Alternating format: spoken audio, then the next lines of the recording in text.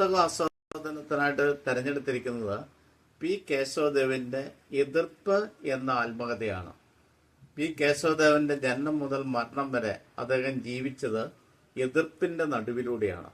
അതെല്ലാം വളരെ താളാത്മകമായിട്ട് ഈ പുസ്തകത്തിൽ വിവരിക്കുന്നുണ്ട്.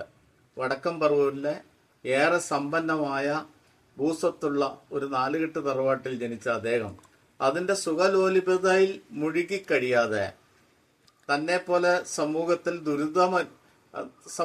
ദുരിതം അനുഭവിക്കുന്ന ആളുകളുടെ ഉന്നമനത്തിനായിട്ട് പ്രവർത്തിച്ച ഒരു മകൻ വ്യക്തിത്വമായിരുന്നു കേശവദേവ്.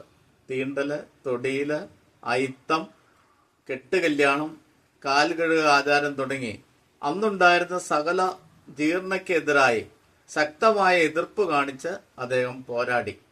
അദ്ദേഹത്തിന്റെ വിദ്യാർത്ഥി ജീവിതം പാതി വഴിയിൽ മുടങ്ങി. ഉൽപ്പതിഷ്ണുമായ അദ്ദേഹത്തിന്റെ ആ പ്രവർത്തനങ്ങൾ മൂലമാണ് അതുണ്ടായത്. ചെറുപ്രായത്തിലെ അധ്വാനശീലനായിരുന്ന അദ്ദേഹം വേലികെട്ട്, മുള്ളുകെട്ട് തുടങ്ങിയ ജോലികളിൽ ഏർപ്പെട്ടതായിട്ട് ശ്രീകൃഷ്ണന്റെ സർഗാരോഹണം എന്ന ഭാഗത്ത് അധ്യായത്തിൽ വിവരിക്കുന്നു. അടുത്ത രണ്ടാം ഭാഗത്തിലേക്ക് വരുമ്പോൾ സ്വാതന്ത്ര്യ സമരത്തോട് അതീവ താല്പര്യം കാണിക്കുന്ന ഒരു യുവ പോരാളിയാണ് നമുക്ക് കാണുവാൻ സാധിക്കുന്നത്. ഗാന്ധിജിയുടെ സ്വാതന്ത്ര്യ സമരം, ഭഗത് സിംഗ് കൊല്ലപ്പെട്ടത്, അതുപോലെ തന്നെ ലാലാ ലജ്പത് റായിക്ക് അടിയേറ്റത് തലയ്ക്ക്, ഇതുപോലുള്ള ദാരുണമായ സംഭവങ്ങളെല്ലാം തന്നെ അദ്ദേഹത്തെ ഏറെ വേദനിപ്പിച്ചു. അതോടൊപ്പം തന്നെ നല്ലൊരു വായനക്കാരനും നല്ലൊരു എഴുത്തുകാരനുമായിട്ടും കേശവദേവ് ഇവിടെ കാണുന്നുണ്ട്. CV രാമപിള്ളയുടെ കൃതികളും സാഹിത്യവും അദ്ദേഹം കൃത്യസ്ഥമാക്കി. ബർണാഷയുടെ നാടകം മാൻ ആൻഡ് സൂപ്പർമാൻ, മാക്സിം ഗോർക്കിയുടെ അമ്മ, റസലിന്റെ റോഡ് ടു ഫ്രീഡം തുടങ്ങിയ എത്രയോ മകൾ സാഹിത്യകൃതികൾ അദ്ദേഹം ചെറുപ്രായത്തിൽ വായിച്ചു. അതോടൊപ്പം വൈക്കം സത്യാഗ്രഹത്തിൽ പങ്കെടുത്ത അതുല്യനായൊരു നായകനായിരുന്നു കേശവദേവ്.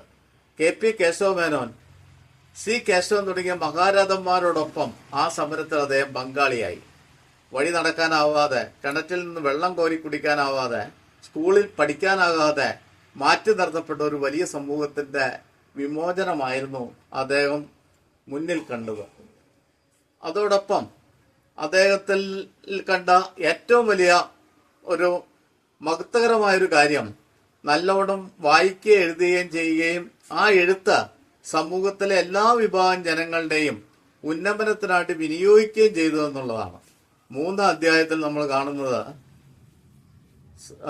ഗുരുവായൂർ സത്യാഗ്രഹം പോലുള്ള സമരത്തിൽ അദ്ദേഹം പങ്കാളികളാകുന്നു. പുതിയ ഒരു സോഷ്യലിസ്റ്റ് സാമൂഹിക ക്രമം അദ്ദേഹം സ്വപ്നം കാണുന്നു. റഷ്യൻ വിപ്ലവം അദ്ദേഹത്തിന്റെ ജീവിതത്തിലേറെ സ്വാധീനം ചെലുത്തുന്നു. 333-ാം പേജ് വേലിയാടെന്ന് പറയുന്ന മുഖ്യ പ്രസംഗം സമൂഹത്തിലെ ഉന്നമനത്തിന് വേണ്ടി പോരാടുന്ന ആളുകൾക്ക് ഏറെ പ്രചോദനം നൽകുന്നു. സമൂഹത്തിലെ ഏറ്റവും ദരിദ്രരും ദുരിതം അനുഭവിക്കുന്ന ആളുകളുടെ വിമോചനം എങ്ങനെയെങ്കിലും സാധിക്കുക എന്നുള്ള ഉദ്ദേശത്തോടെ മറ്റെല്ലാം മാറ്റിവെച്ച് സർ CP രാമസ്വാമിയുടെ ഏകാധിപത്യ പ്രവണതയ്ക്കെതിരെ പോരാടുന്ന ഒരു അതുല്യ സമരനായകനെയും നമുക്കിവിടെ കാണാം.